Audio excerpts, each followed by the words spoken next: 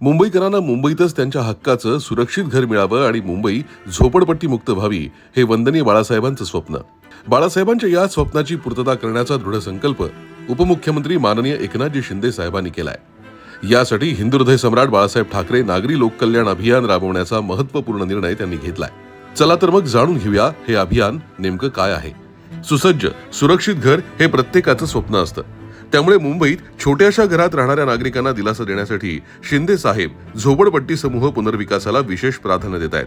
त्यामुळे या अभियानाअंतर्गत झोपडपट्टी समूह पुनर्विकासाला गती देण्यात येणार आहे. यासाठी स्लम क्लस्टर रिडेव्हलपमेंट स्कीम राबवण्यात येणार आहे. झोपडपट्टी पुनर्वसन योजनेत पूर्वी 180, 225 आणि 269 चौरस फूट क्षेत्रफळाच्या सदनिका देण्यात येत होत्या. मात्र आता प्रचलित धोरणानुसार 300 चौरस फूट क्षेत्रफळाच्या सदनिका देण्याचं निश्चित करण्यात आलंय. नवीन झोपडपट्ट्या निर्माण होणार नाहीत. सगळ्यात महत्त्वाचं म्हणजे या महाअभियानात नेत्रम तंत्रज्ञान, उपग्रह डेटा, GIS प्रणाली आणि डिजिटल तंत्रज्ञानाचा वापर करणार. यासाठी दर 4 महिन्यांनी विश्लेषण करून नव्यानं निर्माण होणाऱ्या झोपड्यांवर तात्काळ कारवाई करणार. झोपडपट्टी पुनर्वसन इमारतींच्या देखभाल शुल्कात सुधारणा करणार.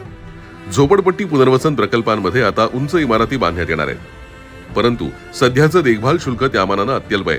त्यामुळे आता 70 मीटर पर्यंतच्या इमारतींसाठी 1 लाख रुपये, 70 ते 120 मीटर पर्यंत 2 लाख रुपये, 120 मीटर पेक्षा जास्त उंच इमारतींसाठी 3 लाख रुपये याप्रमाणे देखभाल शुल्क आकारण्याचा प्रस्ताव असेल. या अभियानामुळे मुंबईकरांचं हक्काचं गृहस्वप्न साकार होण्यास गती मिळणार असून शिंदे साहेबांनी बाळासाहेबांना दिलेली एक प्रकारे आदरांजलीच असेल.